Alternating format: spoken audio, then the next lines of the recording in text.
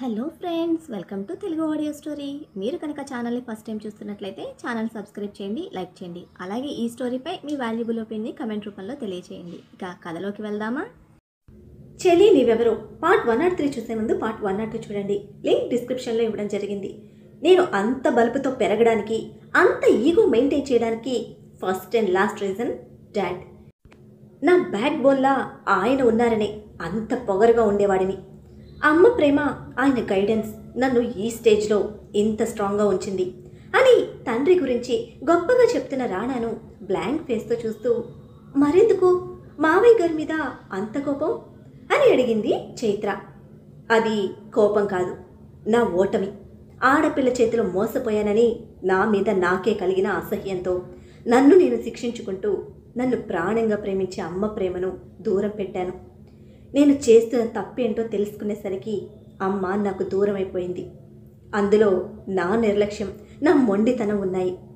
అలాగే అమృత విషయంలో తను చేసిన తప్పుకి అమ్మని ఫేస్ చేయలేక తప్పించుకుని తిరుగుతూ తోడ పుట్టిన దాని మీద నమ్మకంతో అమ్మ బాధ్యత ఆవిడ మీద వదిలేసిన నాన్న నిర్లక్ష్యం నాకు నచ్చలేదు.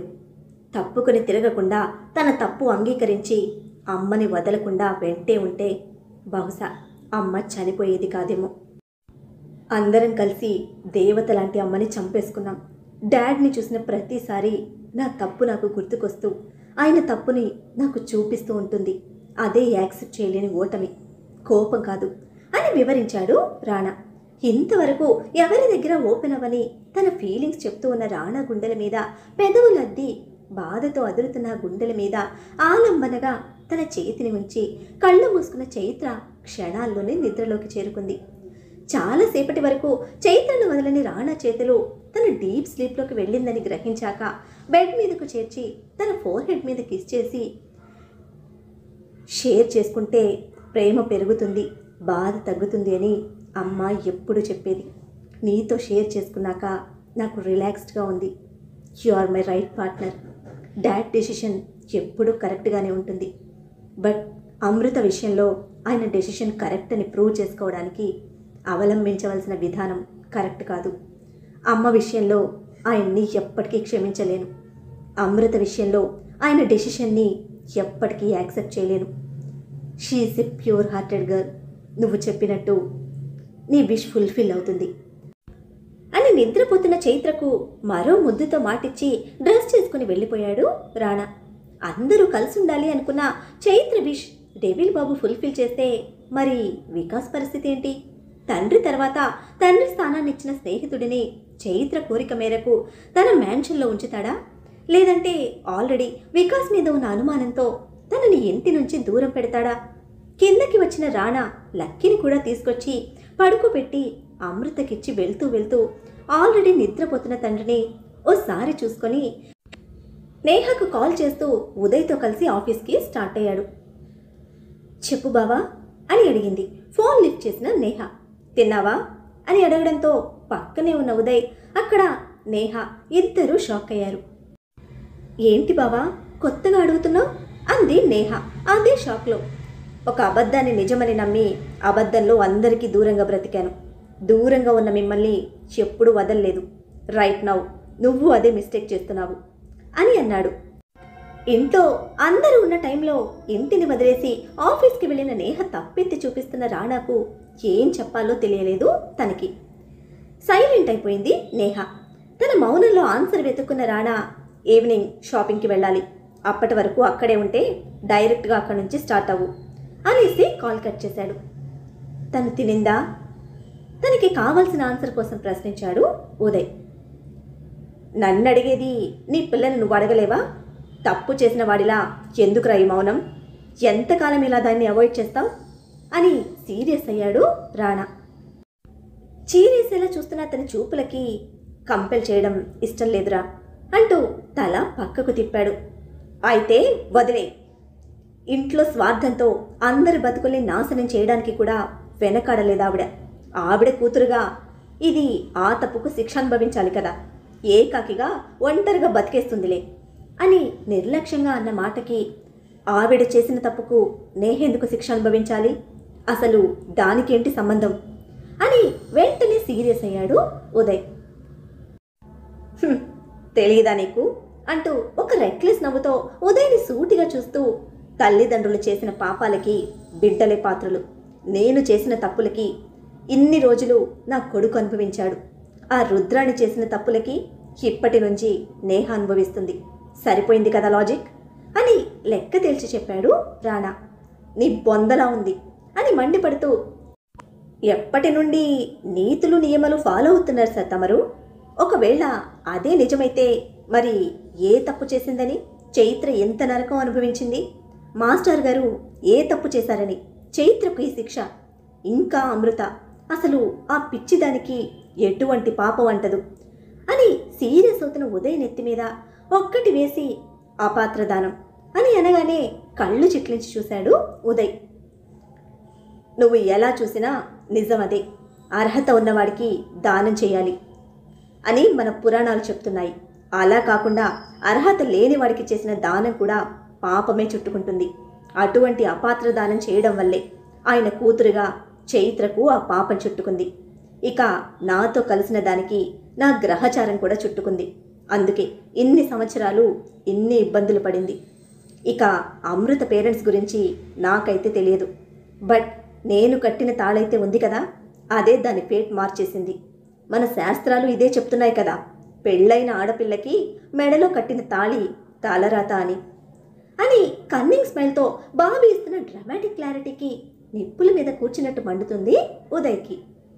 మెంటల్ నా కొడక, ఏం తాగి వాగుతున్నావురా ఇంత తిక్కగా అని నోరేసుకుని పడుతూ ఉంటే కూల్గా ఓ స్మైల్ ఇచ్చి కారు బ్రేక్ చేసిన రాణా మండిపోతున్న ఉదయ్ వైపుకు తిరిగి కూర్చున్నాడు.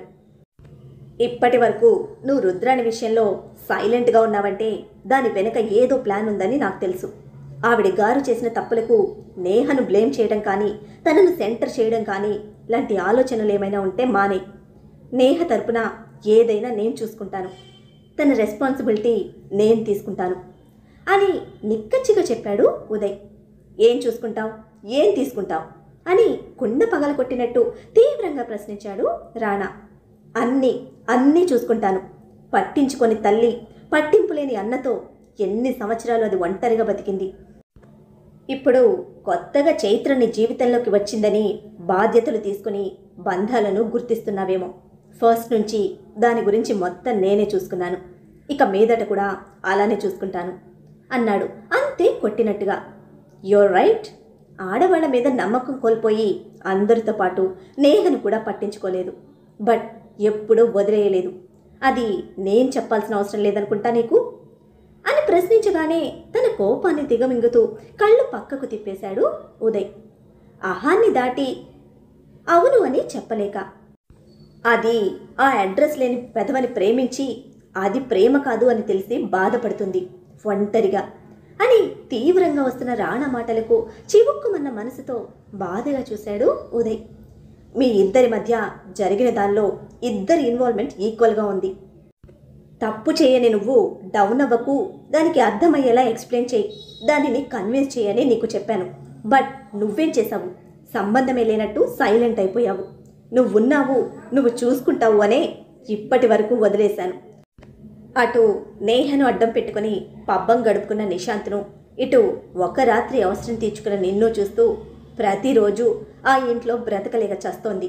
బట్ రైట్ నౌ నువ్వు ఉండి కూడా అది ఒంటరిగానే ఉంది. అందుకే ఇక మీదట దాని రెస్పాన్సిబిలిటీ కూడా నేనే తీసుకుంటాను అని తేల్చి చెప్పి కార్ దిగేసి వెళ్ళిపోతున్న రాణా హ్యాండ్ గట్టిగా ప్రెస్ చేసి పట్టుకున్నాడు ఉదయ్. ఐఎమ్ సారీ అంటూ. నీ బోడి సారీ నీ దగ్గరే ఉంచుకో అని చైత్ర డైలాగ్ కొడుతూ సీరియస్గా చూశాడు రాణా. అటువంటి సిచ్యువేషన్లో కూడా వెటకారం నూరుతున్న రాణాను ఏడుస్తున్న కళ్ళతో నవ్వుతూ బలంగా దగ్గరికి లాగి గట్టిగా హక్ చేసుకుని, అది బాధపడుతూ ఉంటే నేను చూడలేనురా. నేను కనిపించినా నా మాట వినిపించినా అసహ్యించుకుంటుంది. అది తీసుకోలేకే స్లీపింగ్ పిల్స్కి అలవాటు పడింది. ఇంట్లో నాన్న తిట్టని తిట్టు లేదు. అసలు అమ్మ అయితే నాతో మాట్లాడడమే మానేసింది. ఇన్ని ఫేస్ చేస్తూ కూడా తను కష్టపడకూడదని ఇష్టం లేకపోయినా దానికి నేను దూరం ఉంటున్నాను అంతే తప్ప దాన్ని వదులుకుని బ్రతికే ధైర్యం, శక్తి రెండూ నాకు లేవురా అన్నాడు ఉదయ్ నిజాయితీ బలహీనత రెండూ తెలిసిన రాణా ఫోర్స్గా తనని వెనక్కి తోసి హార్ష్గా షర్ట్ కాలర్ పట్టుకొని మీదకు గుంజి, అందుకని దాని చావమని వదిలేశావు అని ఎర్రబడ్డ కళ్ళతో ఉరిమినట్టు ప్రశ్నించాడు. అది ఏడుస్తూ ఉంటే ఏం చేయమంటావురా? ఇంకా ఎదురెళ్ళి ఏడిపించమంటావా? మనసుంటే మార్గం ఉంటుంది. కొడితే కొట్టించుకో, తిడితే పడు, ఏడిస్తే ఏడవనివ్వు. నీ వల్ల తప్పు జరగలేదని దానికి అర్థమయ్యేలా చెప్పు. నీ ప్రేమ తెలిసేలా చెప్పు. అది నీది అనుకుంటే ఏం చేసైనా సాధించుకో, కాదు అనుకుంటే ఏం చేసైనా సరే దానిని ట్రాక్లో పెడతాను అని వార్నింగ్ ఇచ్చినట్టే చెప్పి కారు దిగి వెళ్ళిపోయాడు రాణా. రాణా గురించి బాగా తెలిసిన ఉదయ్కి బాబు వార్నింగ్తో ఒళ్ళు జలధరించింది. కారం పెట్టి మంటకు ఏడుస్తున్న వాడితో కూల్గా ఐస్ క్రీమ్ తినిపించే శాడిజం బాబు సొంతం. వాడు కనుక టేక్ ఓవర్ చేస్తే ఇప్పటి వరకు చూడని నరకాన్ని నేహకు డైరెక్ట్గా చూపిస్తాడు. ఆ ఛాన్స్ వాడికి ఇవ్వకూడదు.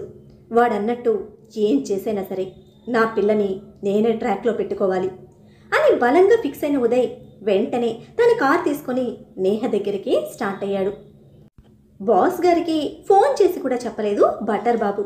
దీని మీద ఏ కారాలు మిరియాలు నూరుతాడో డెవిల్ సార్. అమ్మ మెడిసిన్ వేసుకుంది, డిస్టర్బ్ చేయకు అని రాణాతో చెప్పడంతో అమృత దగ్గర ఆ రూమ్లోనే నిద్రపోయాడు లక్కీ. మార్నింగ్ నిద్రపోవడంతో మళ్ళీ రాని అమృత రూమ్ బ్యాక్ సైడ్ లాన్లో డ్యాన్స్ ప్రాక్టీస్ చేసుకుంటుంది. కొడుకు వస్తాడు అని తెలిసే నిద్ర నటించిన ప్రతాప్ వర్మ కొడుకు చూసి వెళ్ళగానే పెట్ మీద లాబీ అందుకొని నేహతో వర్క్ డిస్కషన్ స్టార్ట్ చేసి అది ఫినిష్ అయ్యాక ఏమి తోచక ఇల్లంతా తిరుగుతూ డ్యాన్స్ ప్రాక్టీస్ చేస్తున్న అమృతని చూసి మెయిడ్ని పంపించారు పిలుచుకురమ్మని. ఆయన మాటగా గజ్జలతోనే ప్రతాప్ వర్మ దగ్గరకు వచ్చింది అమృత. తనని చూడగానే స్వచ్ఛమైన నవ్వుతో దగ్గరికి రమ్మని పిలిచి, నువ్వు ఇంత బాగా డ్యాన్స్ చేస్తావని అస్సలు తెలియదు అమృత, ఎక్కడ నేర్చుకున్నావు అని అడుగుతూ కూర్చోమని సోఫా చూపించారు. ఒకప్పుడు ఆయనను చూడగానే భయంతో రాణా భుజాల వెనుక నక్కి కోడపిల్లలా లేదు అమృత. ఇప్పుడు ట్రీట్మెంట్ ఎఫెక్ట్, ఇంట్లో వాళ్ళ ప్రభావం, ముఖ్యంగా రాణా కోపానికి జడిసి తన భయాన్ని జయించడానికి ప్రయత్నిస్తోంది అమృత. అనాథాశ్రమంలో ఉన్నప్పుడు ప్రోగ్రామ్స్ ఇవ్వటం అలవాటు మావయ్య.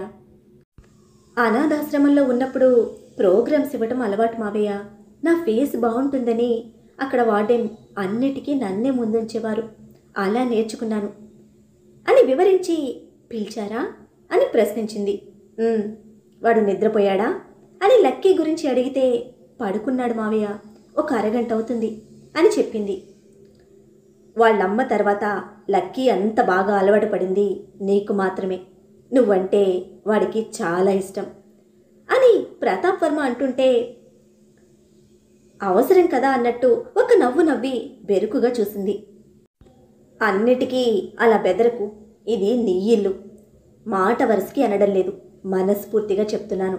ఈ ఇంట్లో చైత్రకు ఎంత అధికారం ఉందో నీకు కూడా అంతే. నీ విషయంలో పంతానికి పోయి చాలా పెద్ద తప్పు చేశాను. అది నిన్ను మర్చిపోమని నేను ఎప్పటికీ చెప్పను. నా కొడుకు భవిష్యత్తుని దృష్టిలో పెట్టుకొని స్వార్థంగా ఆలోచించిన నా నిర్ణయం అందరి జీవితాలని అగాధంలోకి నెట్టేసింది. నాకు నా భార్యని దూరం చేసింది. ఇంత జరిగినా నా ఆలోచనలో ఎటువంటి మార్పు లేదు అని ఖరాఖండిగా చెప్తున్న ప్రతాప్ వర్మను తదేకంగా చూస్తోంది అమృత. అది నా పంతం అనుకుంటావో లేదా మూర్ఖత్వం అనుకుంటావో నీ ఇష్టం. చైత్రను ఈ ఇంటి కోడలుగా ఉంచిన స్థానంలో నిన్ను ఎప్పటికీ చూడలేను అని ఎటువంటి మొహమాటం లేకుండా అనగానే అమృత మొహం వెలవెలపోయింది. పర్వాలేదు మావయ్య గారు, నేను అర్థం చేసుకోగలను.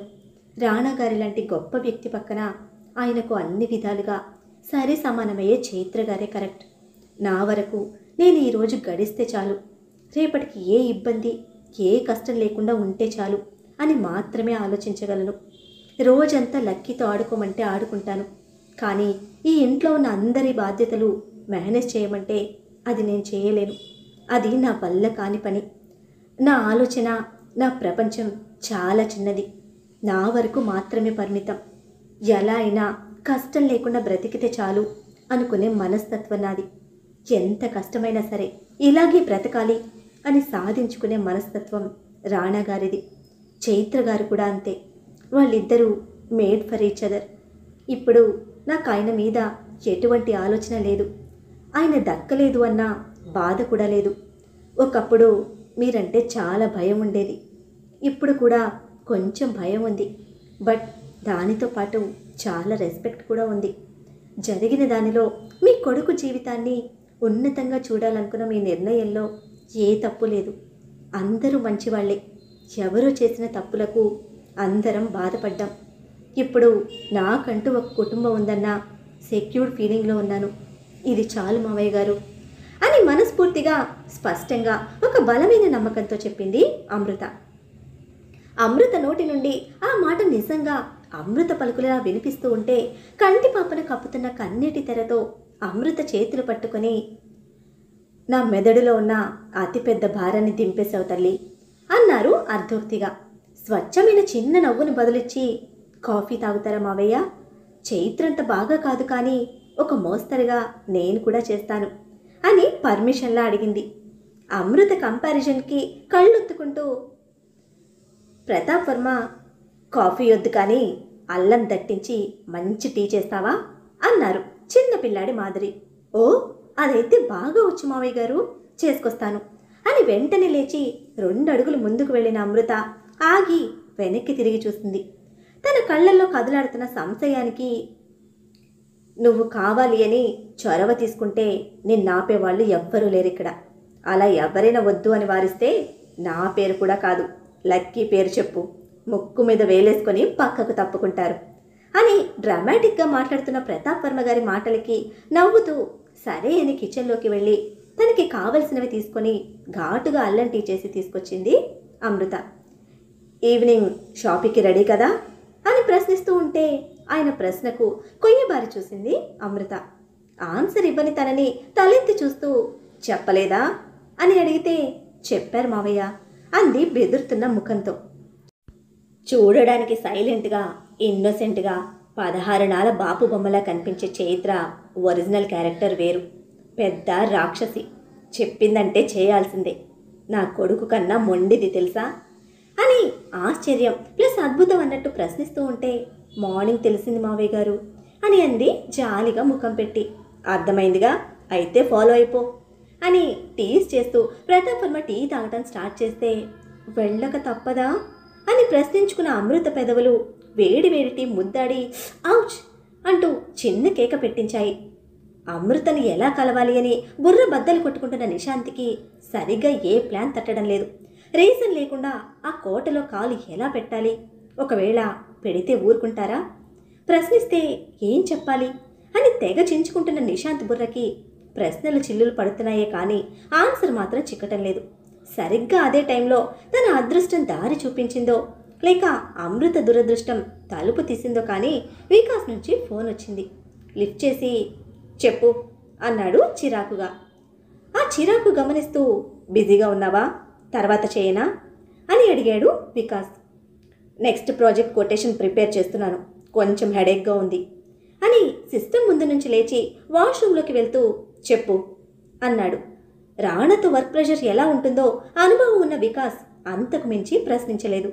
అమ్మ నిన్ను చూడాలి అంటుంది, ఈవినింగ్ ఆఫీస్ నుంచి స్ట్రైట్గా ఇక్కడికే రా అని చెప్పడంతో నిశాంత్ అడుగులు అక్కడే ఆగిపోయాయి.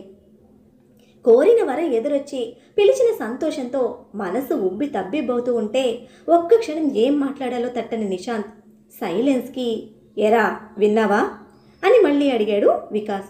హా విన్నానన్నయ్య, వర్క్లో పడి నేను కూడా అమ్మ విషయం మర్చిపోయాను. థ్యాంక్స్ అన్నయ్య పిలిచినందుకు, వచ్చేస్తాను, నువ్వు బయట ఉండు అని చెప్తుంటే, నేను బయట ఉండాల్సిన అవసరం లేదు, నువ్వు స్ట్రైట్గా లోపలికి వచ్చే, ఆల్రెడీ ఐడి ఇక్కడ పాస్ అయింది, you are a family member now, ఎప్పుడైనా రావచ్చు, ఎంతసేపైనా ఉండొచ్చు, ఎవ్వరి పర్మిషన్ అక్కర్లేదు అని వికాస్ వివరిస్తూ ఉంటే వింటున్న నిశాంత్ ఆనందం అంబరానంటింది. వస్తాను అని కాసేపు మాట్లాడి కాల్ కట్ చేసిన నిశాంత్ సీక్రెట్ ఫోల్డర్లో దాచిన అమృత ఫొటోస్ ఓపెన్ చేసి చూస్తూ ఉండిపోయాడు. మరి రాణా ప్యాలెస్లో అడుగుపెట్టిన నిశాంత్ని చూసిన అమృత ఎలా రియాక్ట్ అవుతుంది? ఇది వరకులాగా నిశాంత్ని ఒక ఫ్రెండ్ లాగా ట్రీట్ చేస్తుందా? బాబు ఇచ్చిన వార్నింగ్కి ఉదయ్ నేహ విషయంలో తీసుకునే డెసిషన్ ఏమిటి? ఇంతకీ వివేక్ ఆ రౌడీగాడు ఏమైనట్టు? అసలు విలన్ని పట్టుకోవడానికి మన రానా వేయబోయే నెక్స్ట్ మూవ్ ఏమిటి?